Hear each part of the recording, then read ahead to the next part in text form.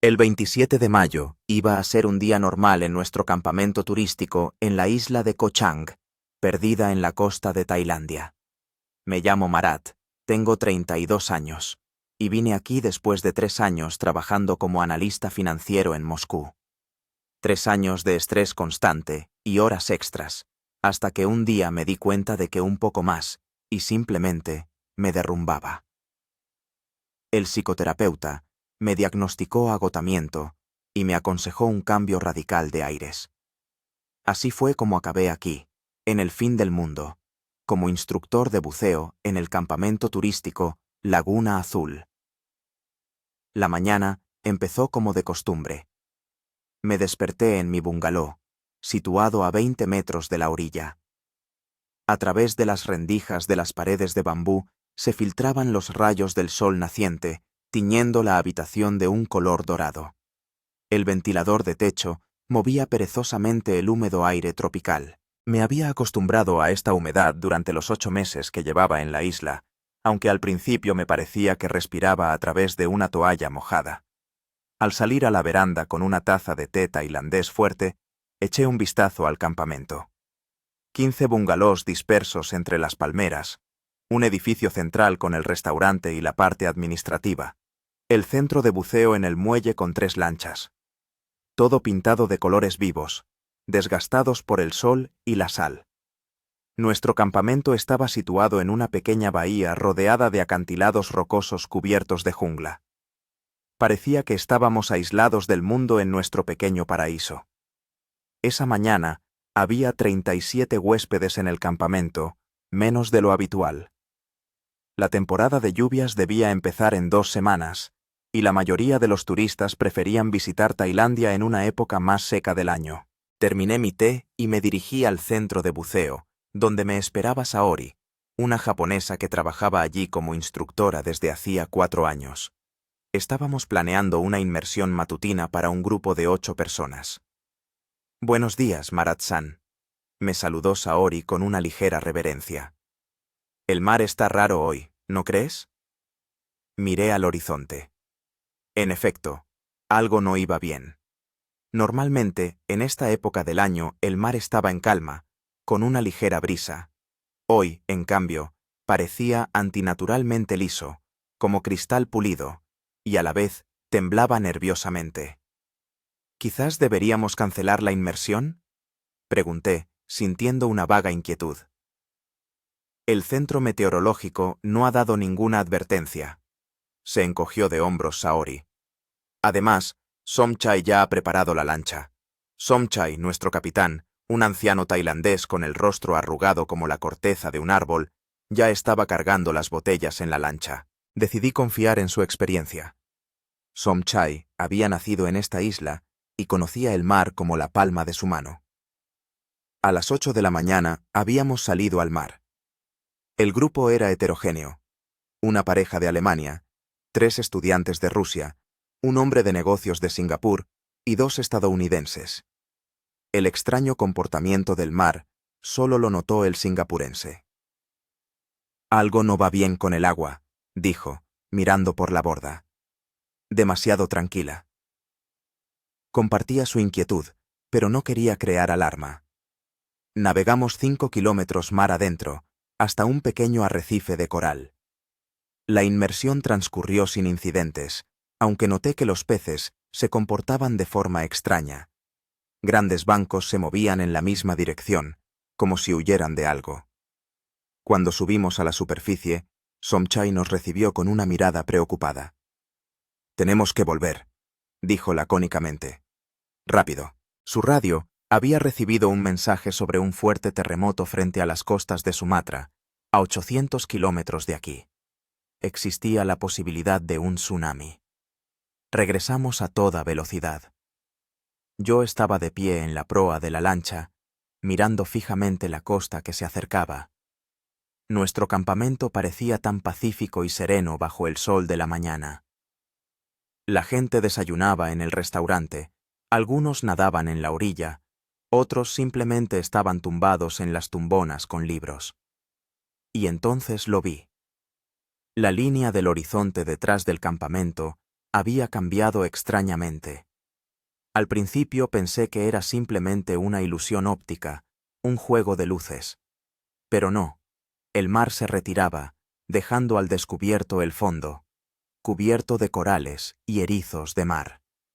Se alejaba cada vez más, como si alguien hubiera sacado un tapón gigante de la bañera.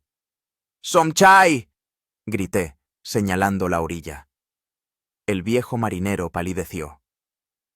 Ahí viene, susurró. Viene una ola grande. Todavía estábamos a 2 kilómetros de la orilla cuando la vi, una pared de agua elevándose sobre la línea del horizonte. Incluso desde esa distancia, se veía aterradora. No era solo una ola, era una verdadera montaña de agua que se dirigía hacia la costa a la velocidad de un tren de pasajeros. ¡Da la vuelta!, le grité a Somchai. ¡Mar adentro! ¡Rápido! Él ya lo estaba haciendo, girando el timón bruscamente. La lancha se inclinó tanto que pensé que volcaríamos. Somchai dirigió la proa directamente hacia la ola que se acercaba. ¡Agarraos!, les grité al grupo, y en ese momento vi cómo el tsunami alcanzaba la costa. Parecía un apocalipsis. Una gigantesca pared de agua de la altura de un edificio de 5 pisos se estrelló contra el campamento, barriendo los bungalows como castillos de naipes. La gente se convirtió en pequeños puntos, atrapados por la fuerza implacable del agua. Todo el campamento desapareció en cuestión de segundos, como si nunca hubiera existido, y entonces la ola vino a por nosotros. Nuestra lancha salió volando por los aires como un juguete. Alcanzaron mis ojos a captar los rostros de la gente, desfigurados por el terror, y entonces salimos disparados por los aires para darnos la vuelta. El golpe contra el agua me dejó sin aliento. Me zarandeó y arrastró como si estuviera en una lavadora gigante. No distinguía dónde estaba arriba ni abajo, y los pulmones me ardían por la falta de oxígeno. Algo pesado me golpeó en la cabeza, quizás un resto de la lancha. Se me nubló la vista, pero el instinto de supervivencia me obligó a luchar. Salí a la superficie, jadeando en busca de aire. A mi alrededor flotaban escombros, objetos del campamento, chalecos salvavidas. No se veía a nadie de nuestro grupo. La ola seguía arrastrándome, aunque ya no con tanta fuerza. Me agarré a una mesa de madera que pasó a mi lado e intenté orientarme. La costa había cambiado por completo. Donde antes estaba nuestro campamento, ahora chapoteaba el agua. Vi cómo una segunda ola, más pequeña, embestía la isla, rematando la destrucción. El agua me alejaba de la costa, hacia mar abierto. Comprendí que, si no hacía algo de inmediato, me arrastraría hasta el Golfo de Tailandia. Solté la mesa y nadé hacia la porción de tierra más cercana, un pequeño islote rocoso que se elevaba sobre el agua a unos cientos de metros. Nadar era increíblemente difícil. El agua estaba infestada de escombros que podían golpearme o herirme. Varias veces estuve a punto de ser succionado por las corrientes. Pero el miedo me dio fuerzas, y después de 20 minutos de una lucha agotadora, alcancé el islote. Era solo un minúsculo pedazo de tierra, no más grande que una cancha de tenis, una formación rocosa que, milagrosamente, había sobrevivido al embate del tsunami. Me arrastré hasta las piedras, temblando de agotamiento y shock. Solo entonces me di cuenta de que me sangraba la cabeza y tenía el brazo izquierdo gravemente herido. Al mirar a mi alrededor, comprendí toda la magnitud de mi situación. Hasta donde alcanzaba la vista, se extendía el mar, sembrado de escombros. La isla principal de Ko Chang se vislumbraba a lo lejos, pero entre nosotros había al menos 1 kilómetro de agua, agitada por corrientes submarinas. La costa, donde antes estaba nuestro campamento, se había convertido en una irreconocible masa de barro, árboles y restos. Me había quedado solo en un diminuto pedazo de tierra en medio de una furiosa tormenta, sin agua, sin comida, sin ningún tipo de conexión con el mundo exterior. Así comenzó mi lucha por la supervivencia. El tiempo parecía haberse detenido. Estaba sentado sobre las rocas mojadas, abrazando mis rodillas, intentando asimilar lo que había sucedido. La cabeza me palpitaba de dolor. Me goteaba sangre por la sien, mezclándose con el agua de mar. Tenía el brazo izquierdo cortado desde el codo hasta la muñeca. Seguramente me había herido con corales o restos de alguna embarcación. El corte era profundo, pero, afortunadamente, no había afectado a ningún vaso sanguíneo importante. Lo primero era detener la hemorragia. Me quité la camiseta, la escurrí y la rompí en tiras. Con una me vendé la cabeza, con otra el brazo, apretando lo más fuerte que pude. El dolor me aclaró un poco la mente, me devolvió la capacidad de pensar. Mi islote era una formación rocosa que se elevaba sobre el agua unos 3 metros en su punto más alto. Su superficie no superaba los 50 metros cuadrados. No había vegetación alguna, solo piedras desnudas, cubiertas de algas marinas y conchas. En varios lugares había pequeñas depresiones donde se acumulaba agua de lluvia, pero ahora estaban vacías. Alrededor del islote, el mar bullía de escombros. Veía partes de edificaciones, muebles, objetos personales. Todo lo que, hacía apenas una hora, conformaba nuestro acogedor campamento.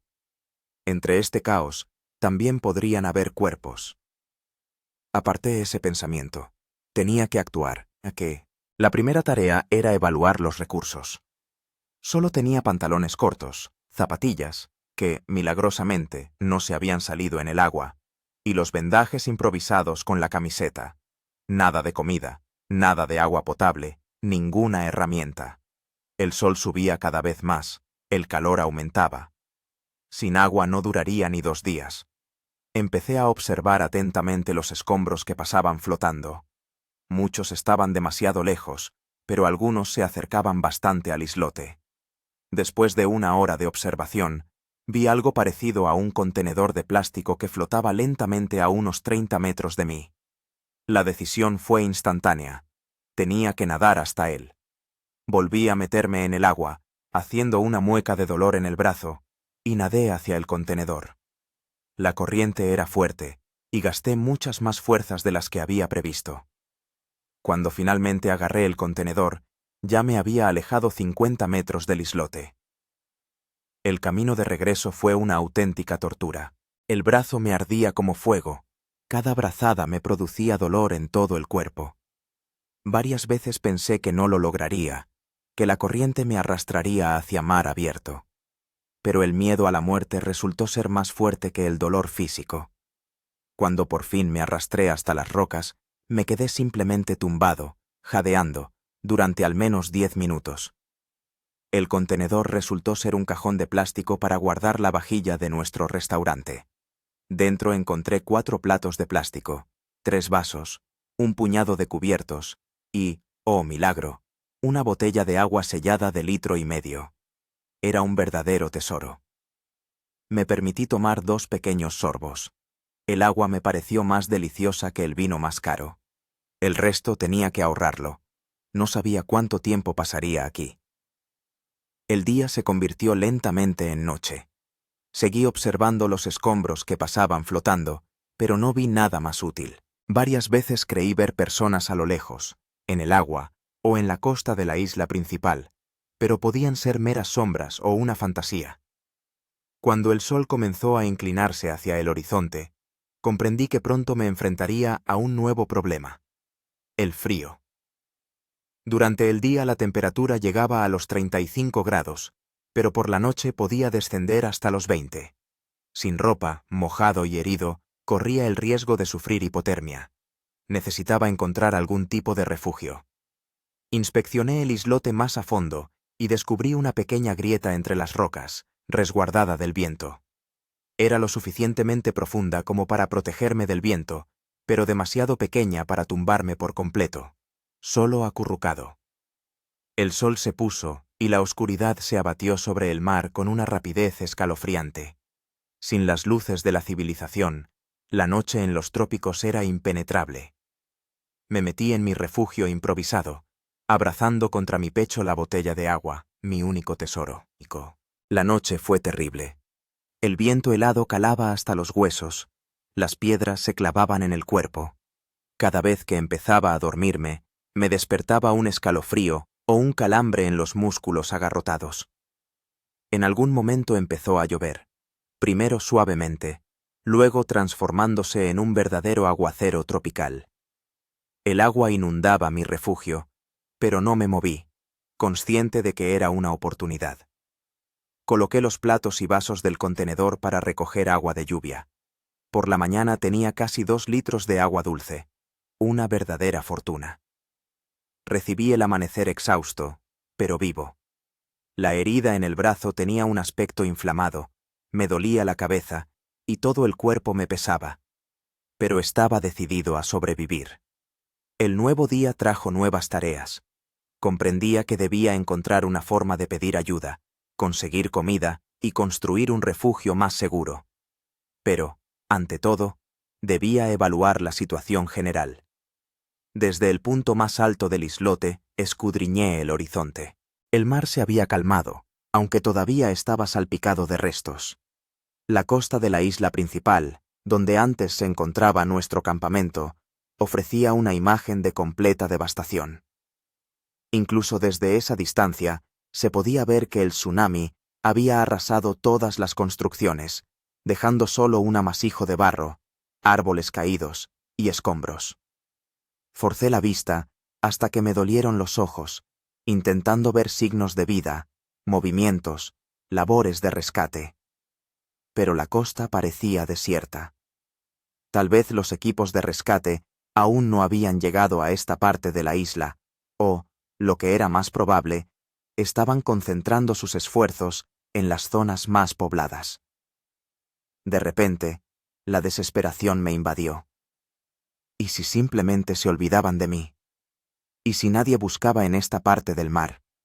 Después de todo, ni siquiera estoy en la lista de desaparecidos. Oficialmente, yo iba en el catamarán con los turistas, que zarpó antes del tsunami. Nadie sabe que acabé aquí. Me obligué a calmarme. El pánico es el peor enemigo de la supervivencia, eso lo tenía claro. Tenía que actuar metódicamente, paso a paso. La primera tarea era crear una señal para los rescatistas. Inspeccioné mi islote en busca de algo brillante o llamativo. Nada. Entonces decidí utilizar lo que tenía: piedras. Empecé a colocar en la parte más alta y plana del islote grandes letras SOS con piedras oscuras, que contrastaban con la superficie clara de la roca. El trabajo resultó ser inesperadamente difícil. Muchas piedras eran pesadas, y mi brazo herido limitaba mucho mis posibilidades. Además, el sol subía cada vez más, y el calor se volvía insoportable. Después de 2 horas terminé la primera letra S, pero ya estaba al borde de un golpe de calor. Hice un descanso, refugiándome a la sombra de una roca, y bebí un poco de agua. La sed era angustiosa, pero sabía que debía ahorrar las reservas. No sabía cuándo volvería a llover. El segundo problema acuciante era la comida. No comía desde hacía más de un día, y la debilidad empezaba a notarse. Al inspeccionar la orilla del islote durante la marea baja, observé varios moluscos adheridos a la parte sumergida de las rocas. Era una esperanza. Usando uno de los cuchillos del contenedor, empecé a separar los moluscos de las rocas. Era un trabajo laborioso, pero al cabo de 1 hora tenía 7 conchas grandes. No estaba seguro de si todos eran comestibles, pero el hambre no me dejaba otra opción. Comer moluscos crudos era desagradable, pero me obligué a hacerlo. Su sabor salobre y fuerte me producía náuseas, pero sabía que era una valiosa fuente de proteínas y minerales. Después de la comida, me sentí un poco mejor, y volví a crear la señal. Al caer la tarde del segundo día, las 3 letras SOS estaban terminadas. Grandes, bien visibles desde el aire. Esperaba que los helicópteros de rescate rastrearan la zona. La noche volvió a traer frío e incomodidad, pero esta vez estaba mejor preparado. Encontré algas en las grietas de las rocas, las sequé al sol y las utilicé como lecho. Esto suavizó un poco la dureza de las piedras. Además, descubrí que si me acurrucaba de una determinada manera, podía reducir el impacto del viento. La segunda noche fue un poco más llevadera, aunque el sueño seguía siendo intermitente. Me atormentaban pesadillas sobre el tsunami, sobre la gente ahogándose, sobre Saori y el resto de nuestro grupo. Me despertaba bañado en sudor frío, ahogándome de terror. La mañana del tercer día comenzó con un descubrimiento desagradable. Mi herida en el brazo estaba claramente infectada. La piel alrededor del corte se había enrojecido y había aparecido una capa de pus. Limpé la herida con agua de mar, haciendo una mueca de dolor, y apliqué una venda limpia con lo que quedaba de mi camiseta. Pero sin antisépticos ni antibióticos, la infección no haría más que empeorar. Entendía que estaba en una carrera contra el tiempo. Tenía que aguantar lo suficiente como para que me rescataran, pero con cada día que pasaba, mis posibilidades disminuían debido a la deshidratación, el hambre y la infección. Ese día decidí concentrarme en dos tareas: buscar comida y crear una señal más llamativa. Durante la marea baja, encontré una pequeña poza de marea donde habían quedado atrapados algunos pececillos. Usando un salabre improvisado con un tenedor doblado y parte de mis pantalones cortos, logré pescar 3 peces del tamaño de la palma de mi mano. Comer pescado crudo era aún más desagradable que los mariscos, pero me obligué a hacerlo. Era alimento valioso, rico en proteínas. Traté de no pensar en los parásitos que pudiera contener el pescado crudo. Para mejorar la señal, decidí utilizar el brillo del metal. Tenía cubiertos del contenedor, cuchillos, tenedores, cucharas. Los coloqué sobre las rocas de manera que reflejaran la luz del sol. Era una forma primitiva, pero potencialmente efectiva, de llamar la atención de aviones o helicópteros que pasaran por la zona. El día se arrastraba dolorosamente lento. Varias veces me pareció oír el sonido de motores a lo lejos, pero cada vez resultaba ser producto de mi imaginación o el ruido del viento.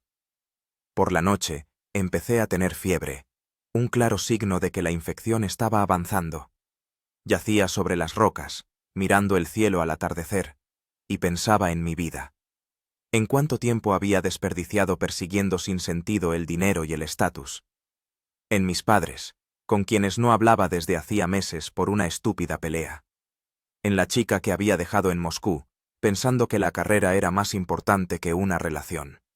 Ahora, que la muerte parecía una posibilidad real, todos esos problemas parecían tan pequeños, tan insignificantes. ¿Qué era lo que realmente importaba?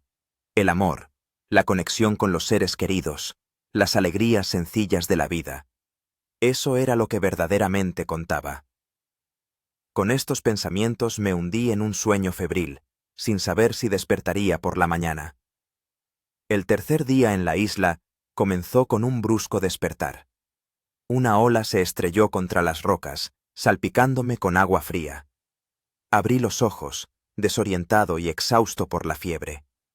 El sol apenas asomaba por el horizonte, tiñendo el cielo de tonos rosados y dorados. En otra situación, habría dicho que la vista era hermosa. Lo primero que hice fue comprobar mi estado.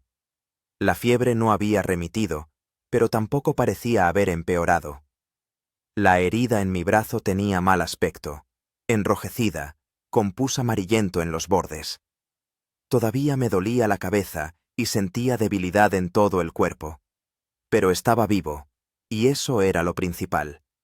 Las reservas de agua se estaban agotando. Quedaba menos de 1 litro. No tenía nada de comida. Entendía que debía encontrar fuentes de alimento y agua más sostenibles si quería sobrevivir. Observando la marea, me di cuenta de que el agua arrastraba hasta el islote no solo escombros, sino también basura diversa: botellas de plástico, trozos de redes, pedazos de poliestireno. Esto me dio una idea: crear algo parecido a una trampa para objetos flotantes. Usando un trozo de red de pesca que encontré y varias piedras grandes, construí una trampa rudimentaria en el lado de sotavento del islote, donde la corriente no era tan fuerte. La coloqué de manera que los objetos que pasaran por allí quedaran atrapados en ella. La siguiente tarea era crear un refugio más eficaz. Mi grieta entre las rocas ofrecía una protección mínima, pero era demasiado pequeña e incómoda.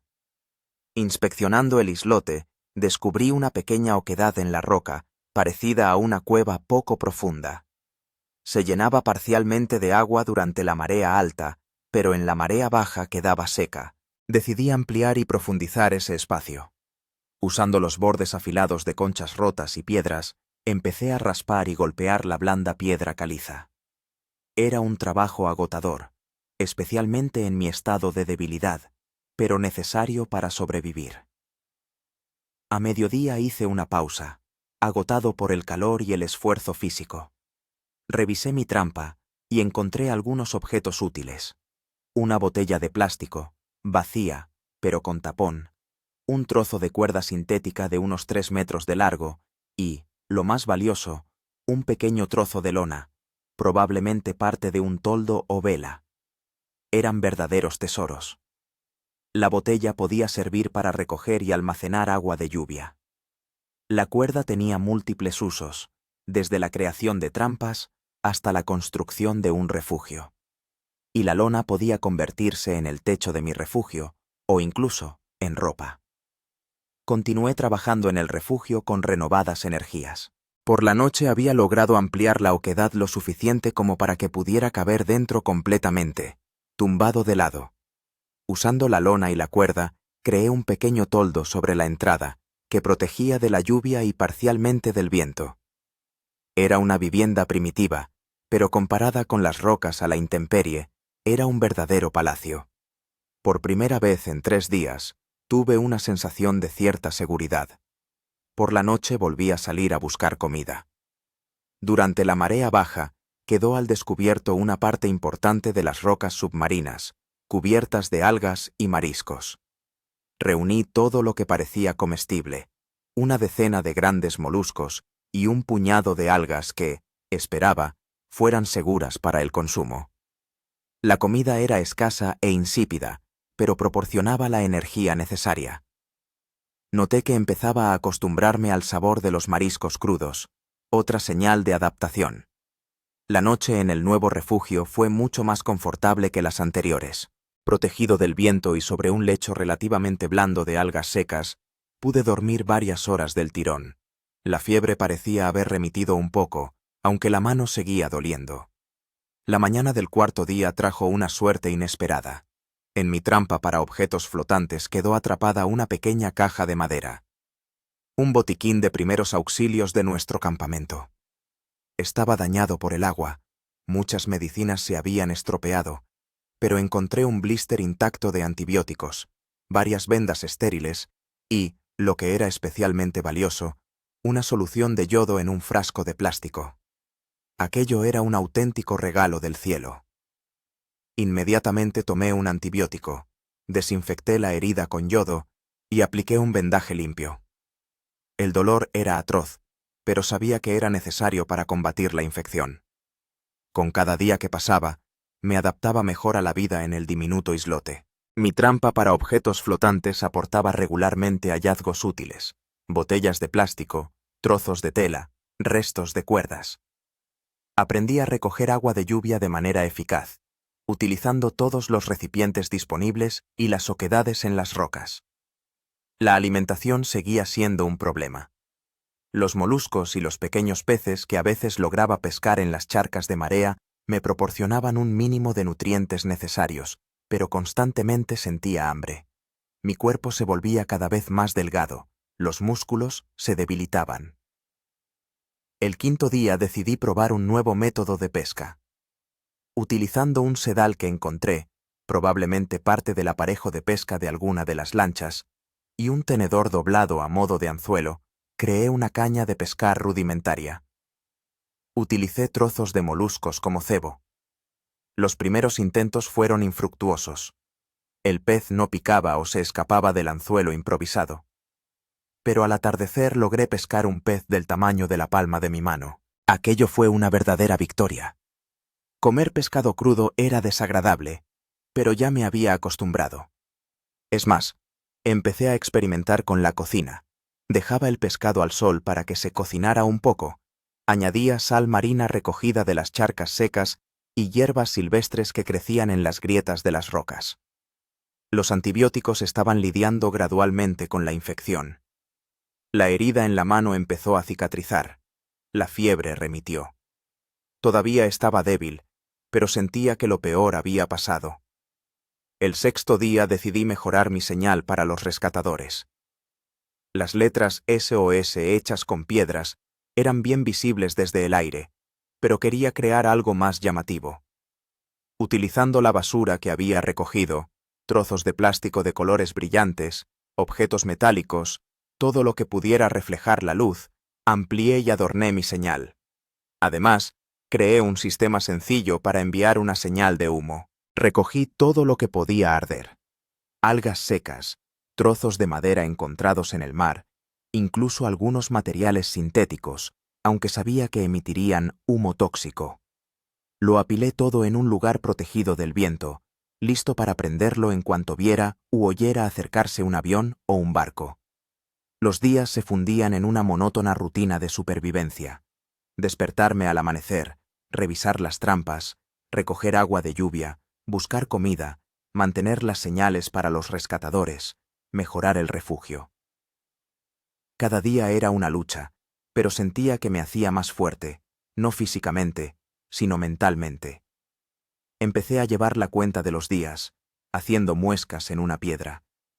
Esto me ayudaba a mantener la cordura, me daba una sensación de control. Para el 10º día ya había creado un sistema de supervivencia bastante eficaz. El refugio se había vuelto más espacioso y protegido. Utilicé trozos de plástico y lona que había encontrado para crear un techo impermeable, y dentro hice una cama de algas secas y restos blandos. El sistema de recogida de agua incluía varias botellas de plástico, colocadas en lugares estratégicos para recoger el agua de lluvia, así como recipientes más grandes que había encontrado en el mar. La alimentación seguía siendo escasa, pero la diversificaba tanto como podía. Moluscos, pequeños peces, algas comestibles, incluso algunas aves marinas que a veces se posaban en el islote y que lograba atrapar. Había creado un calendario rudimentario, un reloj de sol hecho con un palo y piedras, incluso algo parecido a una brújula, utilizando una aguja imantada y una hoja flotando en el agua. Pero lo más importante era lo que había cambiado dentro de mí. El pánico y la desesperación iniciales habían sido sustituidos por una serena determinación. Ya no gastaba energía en miedos y remordimientos inútiles. Cada acción se había vuelto reflexiva, cada recurso valioso. Empecé a notar la belleza que me rodeaba, las impresionantes puestas de sol, el cielo estrellado por la noche, la gracia de las aves marinas. Incluso en esta situación extrema, la naturaleza seguía asombrando con su grandeza. Cada noche antes de dormir pensaba en la gente que había dejado atrás en mi vida anterior, en mis padres, a los que no había llamado en meses, en los amigos con los que había perdido el contacto por el trabajo, sobre Katia, mi exnovia, con quien rompí de manera tan estúpida, priorizando mi carrera a la relación. Me hice una promesa: si sobrevivía, cambiaría mi vida. Apreciaría lo que realmente importa: las relaciones, el amor, las alegrías sencillas. Dejaría de perseguir el estatus y el dinero y buscaría un trabajo que me diera satisfacción, no solo ingresos. Al 12º día ocurrió algo que casi me cuesta la vida, pero que, al final, mejoró significativamente mis posibilidades de supervivencia. Durante una marea especialmente alta, divisé algo grande en el agua, parecido a una caja de madera o un contenedor pequeño. Flotaba a unos 50 metros del islote, demasiado lejos para alcanzarlo con mi rudimentaria caña de pescar. La decisión fue instantánea. Tenía que nadar a por él. Era un riesgo, dado el fuerte oleaje, pero la posible recompensa parecía valer la pena. Rápidamente me até una cuerda a la cintura, sujeté el otro extremo a una roca y me lancé al agua. Nadar fue difícil. Mi mano aún no se había curado del todo y mi cuerpo estaba débil por la falta de comida. La corriente era más fuerte de lo que esperaba y varias veces pensé que no lo lograría. Pero la adrenalina y una esperanza desesperada me dieron fuerzas. Cuando por fin alcancé la caja, descubrí que era un contenedor de herramientas de madera de nuestro centro de buceo. Era pesado, pero afortunadamente flotaba. Me agarré a un asa y emprendí el camino de vuelta, tirando de la cuerda. Fue agotador. Cada metro me costaba un mundo. En un momento dado, una ola me cubrió por completo, perdí el agarre y estuve a punto de soltar el contenedor. Pero, milagrosamente, logré sujetarlo y continuar. Cuando finalmente salí a las rocas, estaba completamente exhausto. Simplemente me tumbé allí, jadeando, durante al menos media hora antes de poder moverme. Pero el riesgo valió la pena. En el contenedor encontré verdaderos tesoros. Un juego de herramientas, martillo, alicates, destornilladores, un rollo de cuerda resistente, varias linternas, aunque las baterías estaban estropeadas por el agua de mar, una brújula, aparejos de pesca y, lo más valioso de todo, una pistola de señales con 2 bengalas. Esto cambió completamente mi situación. Ahora tenía herramientas para crear trampas para peces más efectivas, mejorar mi refugio y, lo más importante, un medio para enviar una señal potente a los equipos de rescate. Decidí no usar las bengalas de inmediato, sino guardarlas para el momento en que viera u oyera acercarse un barco o un avión. Era mi as en la manga, mi esperanza de salvación. Con las nuevas herramientas, mejoré considerablemente mi situación. Construí aparejos de pesca más eficientes, fortifiqué mi refugio e incluso fabriqué algo parecido a una balsa con restos flotantes, no para huir, sería un suicidio, sino para ampliar la territorialidad de mi islote. Para el 15º día, ya casi me había adaptado a la vida en el islote. Por supuesto, todavía esperaba ser rescatado, cada día escrutaba el horizonte en busca de barcos o aviones. Pero el pánico y la desesperación dieron paso a una serena determinación. Aprendí a vivir el momento presente, a apreciar cada amanecer y atardecer, cada gota de agua de lluvia, cada pez que pescaba. Era una sensación extraña. En medio del aislamiento total y la lucha constante por la supervivencia, encontré una especie de paz interior que nunca había conocido en mi antigua vida cómoda. Pero las pruebas aún no habían terminado. Lo que me esperaba era la prueba más seria, algo que pondría mi voluntad de vivir al límite de mis posibilidades. El 16º día en el islote comenzó con señales preocupantes. El cielo en el horizonte había adquirido un extraño tono amarillento. El aire se había vuelto inusualmente húmedo y pesado. El barómetro, que había construido con una botella de plástico y un tubo, mostraba una fuerte caída de la presión. Todo indicaba la proximidad de una tormenta. Comencé a prepararme febrilmente. Lo primero que hice fue trasladar todas las provisiones valiosas, herramientas, pistola de señales, restos de medicamentos, a la parte más protegida de la cueva. Reforcé el techo del refugio con piedras y cuerdas adicionales. Reuní todos los recipientes para recoger agua de lluvia. La tormenta podía traer tanto peligro como recursos vitales. Hacia el mediodía, el cielo se oscureció y el viento se intensificó tanto que levantaba la espuma de las crestas de las olas. El mar alrededor del islote empezó a agitarse. Las olas se hacían cada vez más altas. Comprendí que se avecinaba algo serio, posiblemente un ciclón tropical. En las últimas horas antes del embate de la naturaleza, hice todo lo posible para prepararme. Creé una protección adicional alrededor de la entrada de la cueva, utilizando las piedras más grandes que pude mover. Me até con una cuerda a un saliente dentro de la cueva, por si las olas eran tan fuertes que pudieran inundar mi refugio. La tormenta se desató repentinamente. Hace un minuto solo había un viento fuerte, y al siguiente el mundo se había transformado en un caos. Un viento huracanado arrojaba escombros y espuma de mar contra las rocas, olas de la altura de un edificio de 2 pisos se estrellaban contra el islote, sacudiéndolo hasta sus cimientos. El cielo y el mar se fundieron en una única masa gris y negra, atravesada por relámpagos. Me acurruqué en el rincón más alejado de la cueva, temblando de miedo y frío. El agua se filtraba por las grietas del techo y corría por las paredes. El estruendo de las olas y el aullido del viento eran ensordecedores. Parecía que la propia naturaleza se había propuesto borrar de la faz de la tierra mi minúsculo refugio. En un momento dado, una ola particularmente fuerte inundó parcialmente la cueva. El agua helada me llegó hasta las rodillas, arrastrando mi lecho de algas y algunas provisiones. Le di gracias al destino por haberme atado, porque de lo contrario me habría arrastrado mar adentro. La tormenta duró toda la noche. No pegué ojo, luchando constantemente contra el agua que entraba, reforzando las barreras erosionadas en la entrada y comprobando la seguridad de las cosas más importantes. Al amanecer, estaba completamente agotado, calado hasta los huesos y helado de frío. Pero cuando los primeros rayos de sol se abrieron paso entre las nubes, vi que había sobrevivido. Mi islote había resistido, aunque transformado.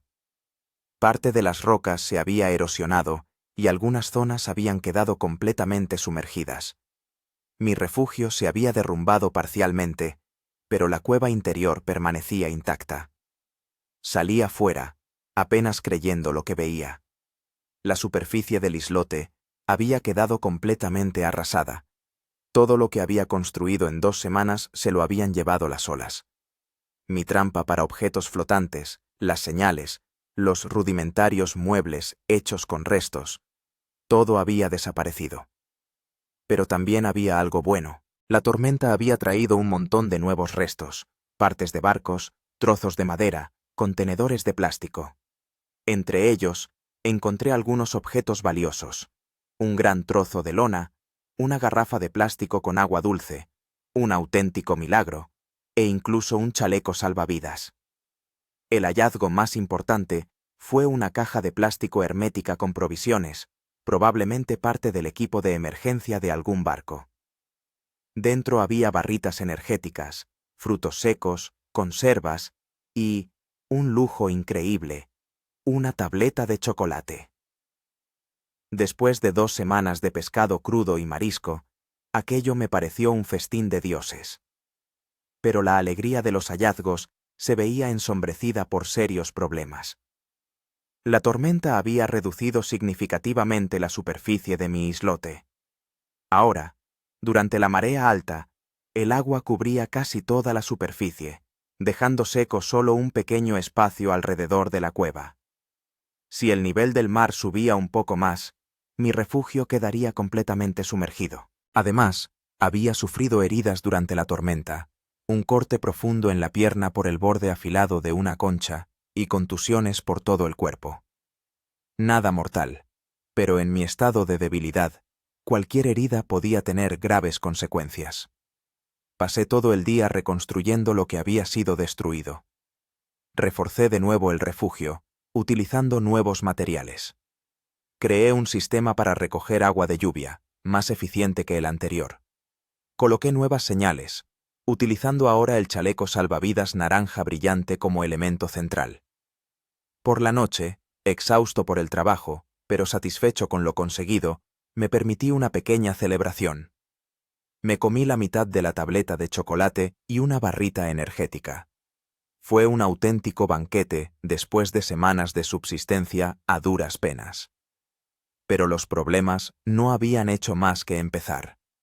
Los días siguientes trajeron nuevas pruebas, no tan dramáticas como la tormenta, pero no menos peligrosas para la supervivencia. El primer problema fue el agua potable. La garrafa que había traído la tormenta contenía unos 5 litros, una gran riqueza, pero no infinita. Y después de la tormenta se instaló un tiempo claro y seco. Ni una gota de lluvia en 4 días. Mis improvisados recipientes para recoger agua permanecían vacíos. Empecé a racionar el agua, limitándome al mínimo indispensable, literalmente, unos pocos sorbos al día. Era un suplicio, sobre todo teniendo en cuenta el calor. Se me agrietaron los labios, se me secó la garganta, y empecé a tener dolores de cabeza por la deshidratación. Al 20º día, las reservas de agua se agotaron por completo. Intenté recoger el rocío de la mañana, exprimir la humedad de las algas. Incluso experimenté con un rudimentario desalinizador de agua de mar, utilizando el principio de evaporación y condensación, pero los resultados fueron mínimos. La desesperación me empujó a tomar una decisión arriesgada. Había observado que en la isla principal, a pocos kilómetros de la mía, había un pequeño río que desembocaba en el mar.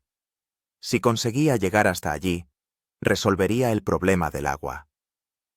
Utilizando los restos que había encontrado, cuerdas y botellas de plástico vacías como flotadores, construí una balsa rudimentaria. Era una estructura frágil, apenas capaz de mantener a una persona en el agua, pero no había otra opción. Pensaba partir al amanecer, cuando el mar suele estar más calmado. No dormí en toda la noche, revisando y volviendo a revisar mi balsa, empaquetando las cosas más necesarias en un contenedor impermeable. Pero por la mañana, cuando ya estaba listo para partir, ocurrió algo increíble. Bajo, sobre el agua, procedente de la isla principal, apareció un helicóptero con una cruz roja en el fuselaje. Volaba lentamente, claramente en modo de búsqueda. El corazón me latió con fuerza. Era mi oportunidad. Agarré la pistola de señales, corrí hasta el punto más alto del islote y disparé la primera bengala. Una llamarada rojo brillante cruzó el cielo, dejando una estela de humo. Durante unos segundos no pasó nada, y sentí cómo la esperanza se convertía en desesperación. ¿Y si no me habían visto? ¿Y si no iba a tener otra oportunidad? Estaba preparado para disparar la segunda y última bengala cuando el helicóptero cambió repentinamente de rumbo y se dirigió hacia mí. ¡Me habían visto! ¡Vienen a por mí! Empecé a agitar el chaleco salvavidas, a saltar y a gritar, aunque sabía que no podían oírme. El helicóptero se acercaba, se hacía cada vez más grande. Distinguí los rostros de los pilotos, que miraban en mi dirección. Pero entonces sucedió algo inesperado. El viento arreció de repente, y el mar alrededor del islote se encrespó. El helicóptero empezó a balancearse en las corrientes de aire, claramente con dificultades. Hizo un círculo sobre el islote, pero no descendió. Al parecer, el piloto decidió que el aterrizaje era demasiado peligroso. En lugar de eso, algo cayó de la puerta abierta del helicóptero. Un bulto naranja brillante que aterrizó sobre las rocas a pocos metros de mí. Después, el helicóptero volvió a inclinarse, el piloto me saludó con la mano y dirigió la aeronave de vuelta hacia la isla grande. Corrí hacia el bulto. Era un equipo de supervivencia de emergencia en un embalaje impermeable. Dentro encontré una radio, bengalas, provisiones de comida y agua para varios días, un botiquín, incluso ropa de recambio y una manta. Pero lo más valioso era una nota escrita a mano. Aguante. La operación de rescate continúa. Una fuerte tormenta impide el aterrizaje. Volveremos en cuanto mejore el tiempo. Permanezca donde está. Lloré al leer esas palabras. Me habían encontrado. No me habían olvidado. Llegaría la ayuda. La radio no funcionaba. Probablemente se había dañado al caer, pero eso no importaba. Lo importante era que me habían descubierto y los rescatistas volverían. Los 2 días siguientes fueron los más extraños de todo el tiempo en el islote. Ya no luchaba por sobrevivir. Tenía comida, agua, incluso ropa seca. Pero cada ruido me hacía sobresaltar y mirar al cielo, esperando el regreso del helicóptero. El tiempo era realmente inestable. El fuerte viento arreciaba y amainaba. El mar se calmaba y volvía a encresparse. Entendía por qué el helicóptero no podía regresar. Aterrizar en un islote tan pequeño en esas condiciones sería demasiado arriesgado. Al 23º día, me desperté con el sonido de un motor, pero no de un helicóptero, sino de una lancha. Una pequeña lancha patrullera de la Guardia Costera se acercaba a mi islote. Salí corriendo a la orilla, agitando los brazos y gritando de alegría. La lancha se acercó tanto como las rocas lo permitieron. 2 rescatistas con chalecos naranja brillantes saltaron al agua y nadaron hacia mí. Cuando el primero de ellos pisó las rocas y me tendió la mano, sentí que mi calvario por fin había terminado. ¿Marat Zaitsev?, preguntó en inglés. Sí, respondí, apenas reconociendo mi voz. Usted es el único superviviente del catamarán Laguna Azul. Lo hemos estado buscando durante más de 3 semanas. El único superviviente. Esas palabras me golpearon como un rayo. Saori, Somchai, los turistas de nuestro grupo, ¿todos habían muerto? Parecía imposible, injusto. Los rescatistas me ayudaron a subir a la lancha. Allí me envolvieron en una manta térmica, me dieron té caliente y me brindaron primeros auxilios. Uno de ellos, que se presentó como el doctor Surin, examinó mis heridas y mi cuerpo exhausto. Es asombroso que haya sobrevivido, dijo. 23 días en una roca pelada. Es un verdadero milagro.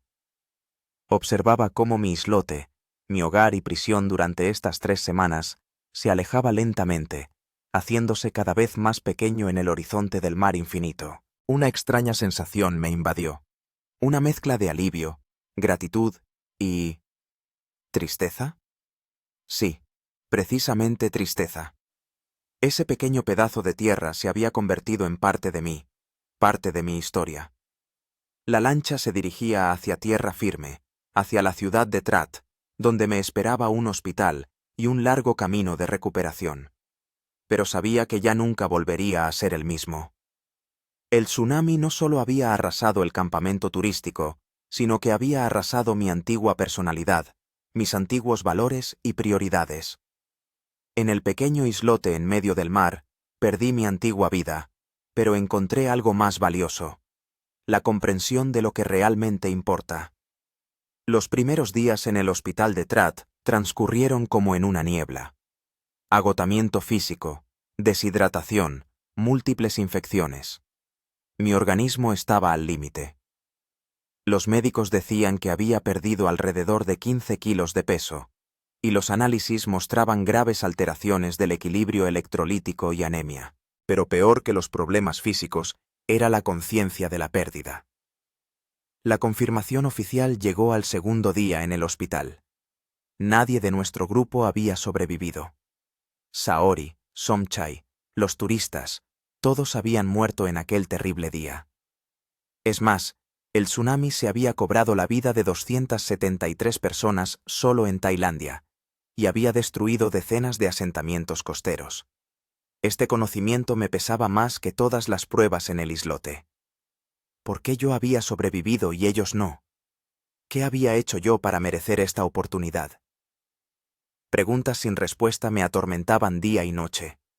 Los periodistas asediaban el hospital, deseando entrevistar al ruso que sobrevivió milagrosamente. Los médicos los mantenían a distancia, pero sabía que tarde o temprano tendría que enfrentarme a esta atención. Al quinto día en el hospital, me visitó el cónsul ruso. Me trajo ropa nueva, un teléfono, y me informó de que mis padres ya habían volado a Tailandia y estarían aquí en un día. Lo daban por muerto, dijo el cónsul. Sus padres incluso celebraron un funeral en su memoria hace 3 semanas. Esta idea me impactó. Mientras yo luchaba por mi vida en mi islote, el mundo ya me había llorado y había seguido adelante. Fue una sensación extraña, surrealista, como si hubiera regresado de entre los muertos. Le pedí al cónsul que me prestara un teléfono y marqué el número de mis padres. Al escuchar la voz de mi madre, no pude contener las lágrimas. Ambos llorábamos, incapaces de articular palabra, simplemente escuchando la respiración del otro a miles de kilómetros de distancia. Creíamos que te habíamos perdido, hijo, dijo ella finalmente. Es como un milagro. Los amo. Fue todo lo que pude decir. Perdónenme por todo. El encuentro con mis padres en el aeropuerto de Trat fue el momento más emotivo de mi vida. Mi madre apenas me reconoció. Demacrado, con la piel curtida y canas prematuras. Sí, El estrés y las penurias me habían envejecido. Nos abrazamos, lloramos, reímos, todo a la vez. Los médicos me recomendaron una semana más de tratamiento antes de regresar a Rusia. Aproveché ese tiempo para empezar a escribir un libro sobre mi experiencia. Escribir era terapéutico, como si liberara a los demonios que me perseguían desde aquel día. Pero la verdadera crisis llegó más tarde, cuando las heridas físicas comenzaron a sanar. Fue una crisis de sentido, una crisis de identidad. 2 semanas después del rescate, regresamos a Moscú. Era una celebridad. Mi historia había recorrido todos los canales de noticias. El Robinson Crusoe ruso. 23 días en la roca. El superviviente del tsunami. Los titulares inundaban la prensa e Internet. Me invitaban a programas de televisión, me ofrecían contratos para libros y películas. Esta atención era halagadora, pero también aterradora. Me sentía un impostor, porque no había hecho nada heroico, solo había intentado sobrevivir. Físicamente, me recuperaba rápido, pero psicológicamente. Las pesadillas sobre personas ahogándose, sobre una ola gigantesca que me envolvía. Ataques de pánico al oír el sonido del agua corriendo. Una sensación constante de ansiedad. El psicoterapeuta me diagnosticó TPT, trastorno de estrés postraumático. Comenzaron las sesiones de terapia, meditación, técnicas de control del estrés. Todo esto ayudaba, pero lentamente. Lo más difícil fue volver a la vida normal. Mi antiguo trabajo como analista financiero ahora me parecía absurdo, vacío. ¿Cómo podía preocuparme por las cotizaciones bursátiles y las tasas de interés después de lo que había vivido? ¿Después de haber visto lo frágil que es la vida humana? Caí en una depresión. Dejé de salir de casa, de responder a las llamadas, incluso de escribir mi libro. Los días se fundían en una masa gris y monótona. Me sentía un fantasma, atrapado entre mundos, sin pertenecer ni al mundo de los vivos, ni al de los muertos. Mis padres estaban desesperados.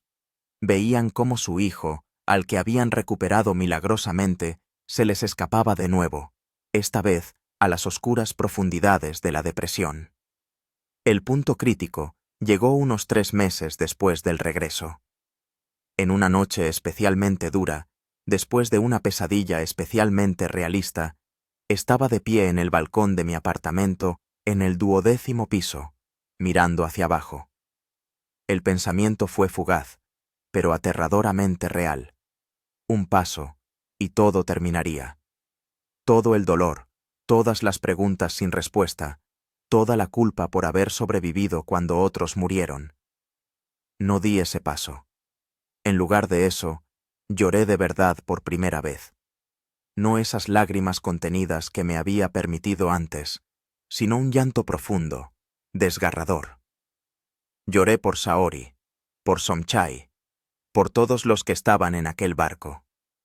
Lloré por esas 273 vidas que se llevó el tsunami. Lloré por mi antigua identidad, que murió aquel día.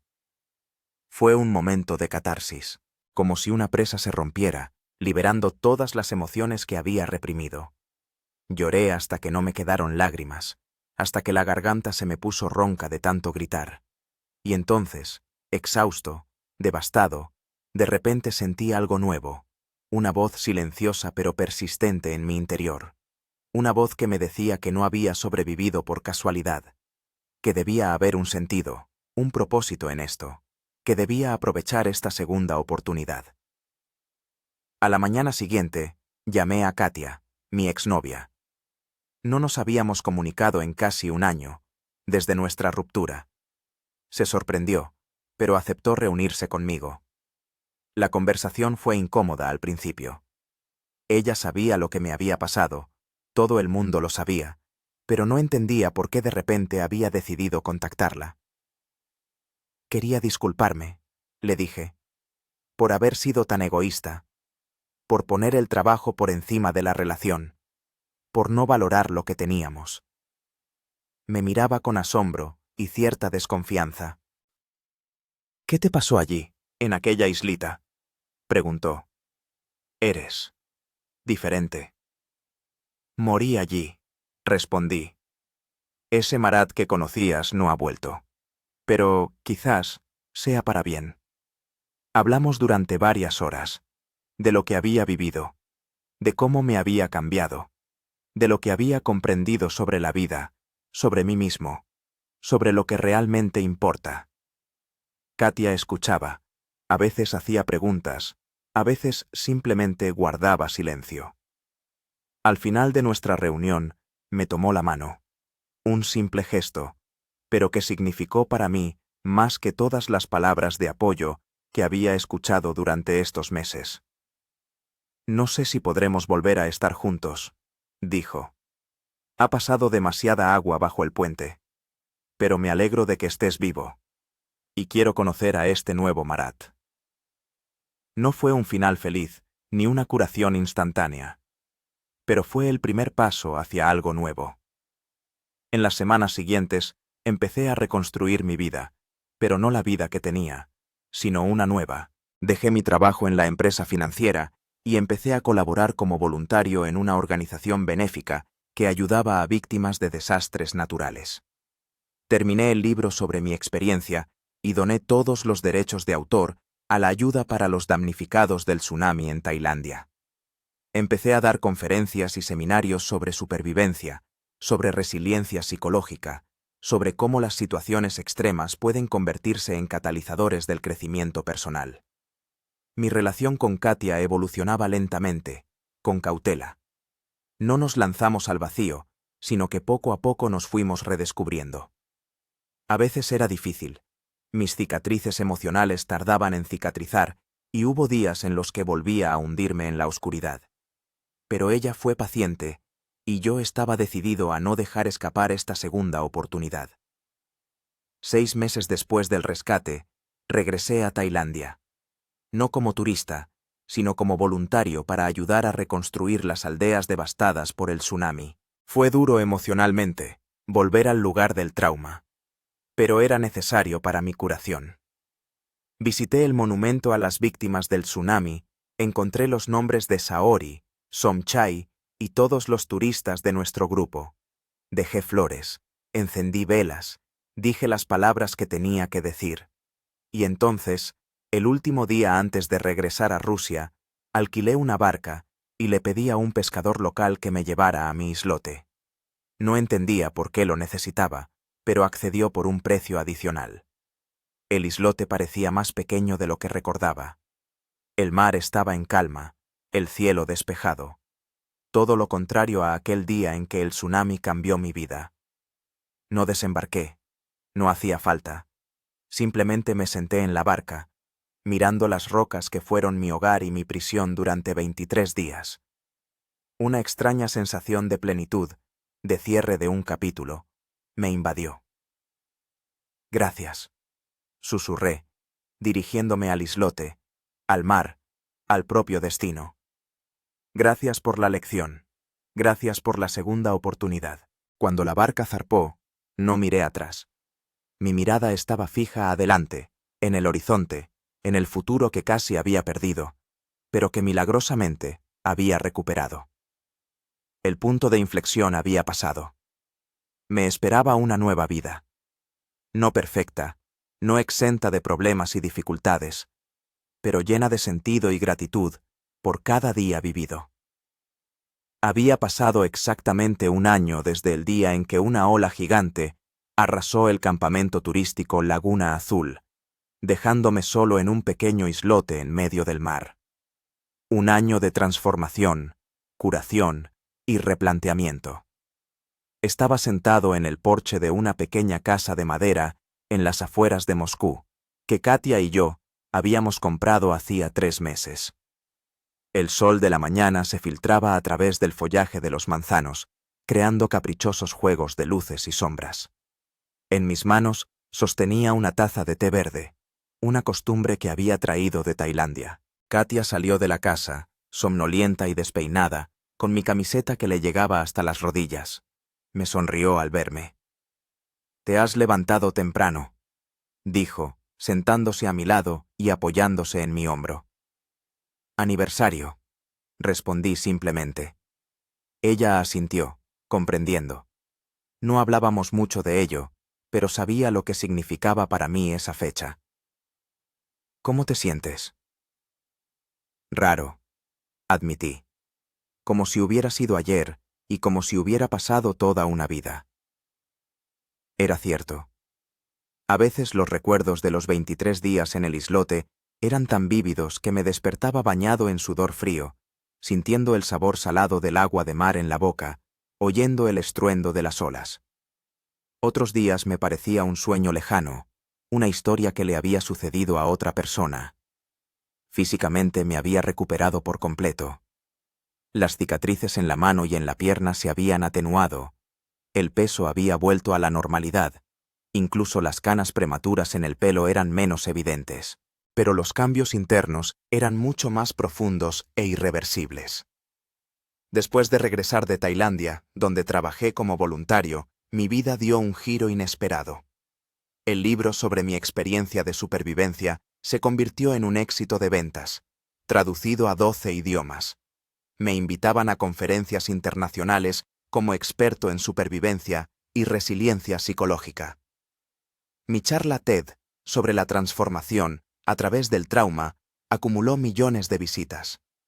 Pero el proyecto más importante fue la fundación benéfica Segunda Ola, que creé junto con varios colaboradores afines. La fundación ayudaba a las víctimas de desastres naturales no solo materialmente, sino también psicológicamente, a través de programas de rehabilitación, grupos de apoyo e iniciativas educativas. El trabajo de la fundación comenzó en Tailandia, pero se extendió rápidamente a otros países afectados por catástrofes naturales. Colaborábamos con organizaciones internacionales, atraíamos a voluntarios de todo el mundo, creando una comunidad de personas unidas por la idea de la ayuda y el apoyo. Katia se convirtió no solo en mi compañera en la vida personal, sino también en aliada en este trabajo. Su experiencia como psicóloga resultó invaluable para la creación de programas de apoyo psicológico. Juntos habíamos recorrido decenas de países, desde Indonesia hasta Haití, trabajando con las comunidades locales y compartiendo conocimientos.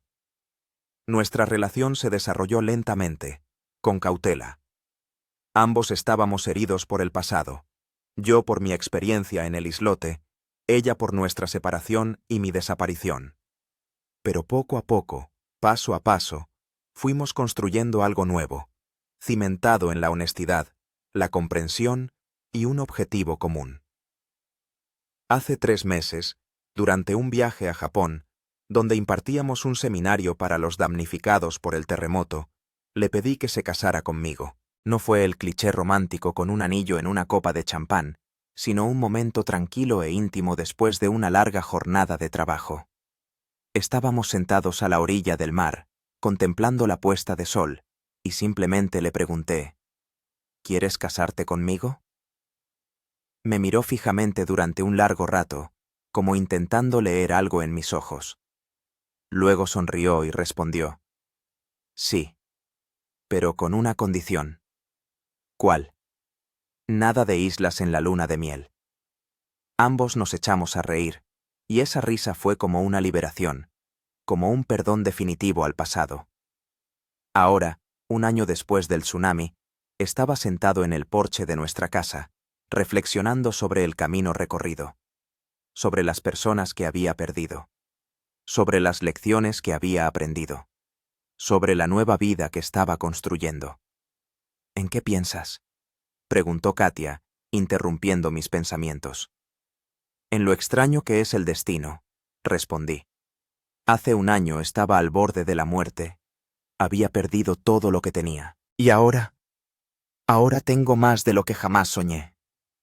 Ella tomó mi mano, entrelazando nuestros dedos. Te lo mereces, Marat, por tu fuerza, por tu bondad, por tus ganas de ayudar a los demás. No se trata de merecimientos, negué con la cabeza. Se trata de elección. Cada día, cada hora, tomamos una decisión: rendirnos o luchar, encerrarnos en nuestro dolor o utilizarlo como combustible para el cambio. Nos quedamos en silencio, disfrutando del momento. Entonces recordé que quería mostrarle algo especial en este aniversario.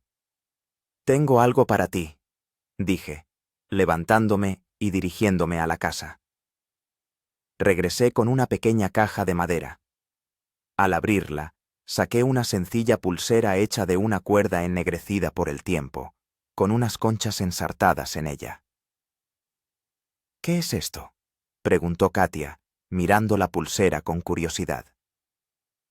«La hice en la isleta, en el 15º día», respondí. «Con una cuerda que encontré en el mar y conchas recogidas en la orilla. Era una especie de talismán, una promesa a mí mismo de que, si sobrevivía, cambiaría mi vida, que valoraría lo que realmente importa». Le tendí la pulsera. «Quiero que la tengas tú, porque tú eres lo más importante en mi vida». Katia aceptó la pulsera con delicadeza, pasando los dedos por la superficie rugosa de las conchas. En sus ojos brillaron lágrimas. «Es preciosa», susurró, «y significa para mí más que cualquier anillo de diamantes».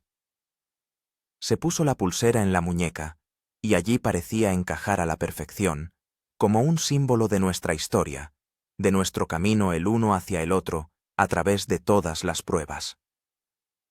El día siguió su curso.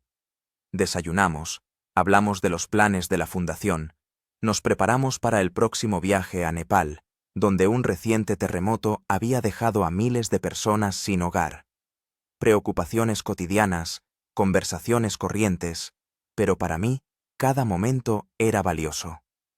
Por la noche organizamos una pequeña cena, invitando a nuestros amigos más cercanos y a mis padres. Nadie sabía el significado de esa fecha. No quería convertir la reunión en un memorial, simplemente una noche tranquila con la gente que amo. Cuando los invitados se fueron, Katia y yo salimos al jardín. La noche era clara, estrellada. En la distancia sonaba música. Una brisa ligera traía el aroma de las lilas del jardín vecino. «¿Sabes qué he comprendido durante este año?», dije, mirando al cielo. «Que la supervivencia no es el objetivo final, es solo el principio.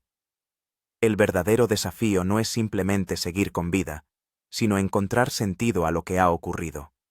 Transformar el trauma en fuerza, el dolor en sabiduría». Katia se acercó a mí, abrazándome por la cintura. «Y tú has superado ese desafío». «Gracias a ti», besé su cabeza. «Gracias a todos los que me han apoyado. Nadie sobrevive solo, ni siquiera en una isla desierta. Nos salvan los lazos con los demás, los recuerdos, la esperanza de un reencuentro». Nos quedamos así durante mucho tiempo, bajo el cielo estrellado, en silencio y paz. Dos personas que se habían encontrado después de un largo camino a través del dolor y la pérdida. El tsunami que arrasó el campamento turístico hace un año cambió mi vida para siempre. Se llevó mucho: amigos, compañeros, mi antigua despreocupación y la confianza en el mañana. Pero también me dio algo invaluable: la comprensión de lo que realmente importa. El amor, la conexión con los demás, la oportunidad de ayudar, la gratitud por cada día vivido. Ya no tenía miedo al mar. No me estremecía al oír el sonido del agua corriendo. No me despertaba bañado en sudor frío por las pesadillas sobre la ola gigante. El trauma no había desaparecido por completo. Esas cosas nunca desaparecen sin dejar rastro. Pero se había convertido en parte de mí, en parte de mi historia, en una fuente de fuerza, no de debilidad. La pequeña isleta, que fue mi hogar y mi prisión durante 23 días, me enseñó la principal lección. Incluso en las circunstancias más difíciles, tenemos la opción de cómo reaccionar, cómo percibir lo que sucede, qué significado dar a los acontecimientos. Y yo hice mi elección. La elección de vivir una vida plena. La elección de ayudar a los demás. La elección de amar con todo mi corazón, sin miedo a las pérdidas. Quizás, precisamente para esto sobreviví. Quizás, Este era el sentido de todo lo ocurrido. Katia me tomó de la mano y regresamos a la casa. La noche se cernía sobre nosotros, y tras ella, un nuevo día. Y yo estaba listo para recibirlo con el corazón abierto, con gratitud y esperanza. El tsunami y la isla solitaria quedaron atrás. Pero las lecciones que me enseñaron me acompañarán toda la vida.